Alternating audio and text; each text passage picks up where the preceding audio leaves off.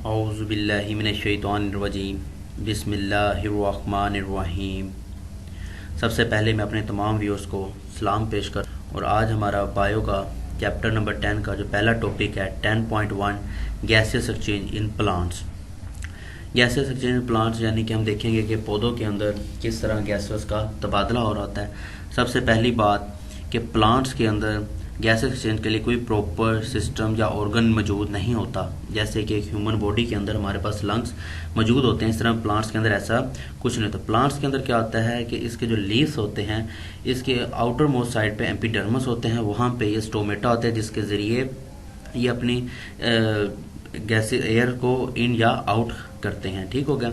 हम एक छोटी सी डायग्राम से इसकी थोड़ी सी वजाहत करते हैं। जैसे कि आपको इस तस्वीर के अंदर नज़र आ रहा होगा कि आउटर मोस्ट शेल के अंदर हमारे पास अपर एपिडर्मिस और इनर लोअर एपिडर्मिस। हम लोअर एपिडर्मिस वाली साइड पे देखते हैं तो वहाँ पे हमें स्टोमेटा नज़र आ रहा है। जैसे छोटा सा हमें गार्ड सेल जिसे हम कह रहे हैं, गार्ड सेल के दरमियान एक स्पेस है, एक पोर्स है जिसको हम स्टोमेटा कह रहे हैं। स्टोमेटा के ही ज़रिए से क्या हो रहा है, हमारे पास जो एयर है वो इन एंड आउट हो रही है। ठीक हो गया।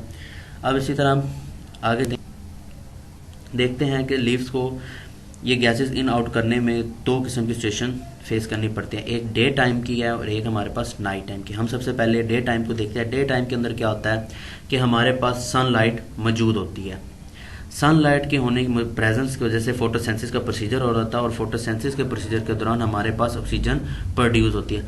अब फोटोसेंसिस के दौरान जो ऑक्सीजन प्रोड्यूस होती है वो फर्दर आगे सेलुलर रेस्पिरेशन के पास जाती है और वो इसे यूटिलाइज कर लेता है। यानी कि फोटोसेंसिस ने ऑक्सीजन बनाई और वो ऑक्सीजन आगे सेलुलर रेस्पिरेशन के पास गया और सेलुलर रेस्पिरेशन ने उसको यूज़ किया। अब सेलुलर रेस्पिरेशन ने उस ऑक्सीजन को यूज़ करते हुए कार्बन डाइऑक्साइड को बनाया।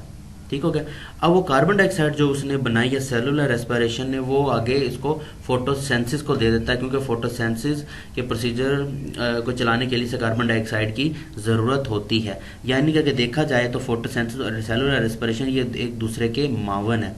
यानी कि फोटोसेंसिस के दौरान जो ऑक्सीजन प्रोड्यूस हो रही है वो सेलुलर रेस्पिरेशन यूज़ कर रहा है और सेलुलर रेस्पिरेशन के दौरान जो कार्बन डाइऑक्साइड पैदा हो रही है वो फोटोसेंसिस यूज़ कर रहा है। एक दूसरी यहाँ से बात करना चाहता हूँ, जो हमारे पास ऑक्सीजन आती है वो प्लांट्स की एक्स्ट्रा जो ऑक्सीजन होती है वो हमारे लिए बाहर आउट करता है और वो हम सांस लेने के अमल पे यूज़ करते हैं। अब हम आते हैं अपने नाइट टाइम की तरफ।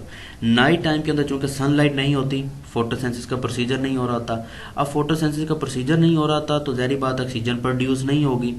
तो अब ये ऑक्सीजन कहाँ से लेता है? ये ऑक्सीजन लेता है इन्वायरमेंट से। क्यों? सेलुलर रेस्पिरेशन का तो प्रोसीजर होना होता है क्योंकि उसके अंदर तो सनलाइट का कोई अमल दखल नहीं है।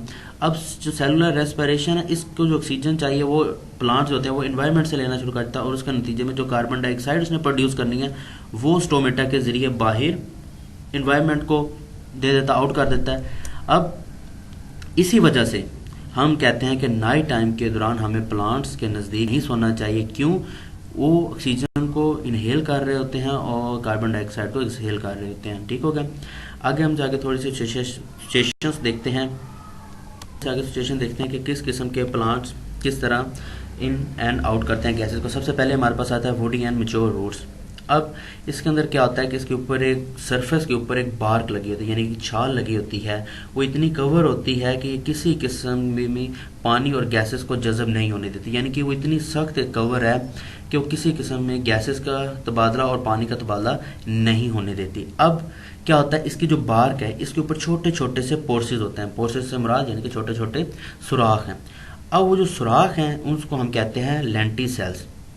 अब ये लेंटी सेल्स जो होते हैं ये एयर को इन एंड आउट करने की इजाज़त देते हैं। ठीक हो गया। क्योंकि बार्क बहुत मोटी थी जिसकी वजह से वो वाटर को गैसेस को आने की इजाज़त नहीं देती। इसके अंदर छोटे छोटे पोर्सेज होते हैं, उन पोर्सेज की मदद से ये काम होता है। आगे हम चलते हैं अपने यंग्स रूट्स की तरफ, यानी कि जिसे हम कहते हैं छोटी एज के, यानी कि जो प्लांट्स हो गए इस किस्म के। अब ये गैसों का तबादला किस तरह करते हैं? ये गैसों का तबादला करते हैं डिफ्यूजन पैटर्न से। ठीक है, डिफ्यूजन करते हैं इन एंड आउट सरफेस से। अब ये गैसेस जड़ होती है, यानी कि जो रूट्स होती है उसके गिर्द जो मिट्टी में मौजूद होती है। अब ये जो गैसेस कहाँ से ले रहे होते हैं? यानी कि जो मिट्टी के अंदर जो सोल है इसके अंदर जो गैसेस होते हैं ये वहाँ से इसको ले। आगे चलते हैं हम अपने एक्वेटिक प्लांट्स की तरफ। एक्वेटिक प्लांट्स यानी कि जो हमारे पानी के पौधे होते हैं। अब यहाँ से क्या करते हैं, ये पानी के अंदर जो मौजूद होती है ऑक्सीजन, ये वहाँ से पानी से ऑक्सीजन लेते हैं और जो अपनी कार्बन डाइऑक्साइड होती है वो इस पानी को ही वापस कर देते हैं। तो ये आज हमारा छोटा सा टॉपिक था, यानी कि प्लांट्स के अंदर किस तरह हम गैसेस का तबादला करते हैं।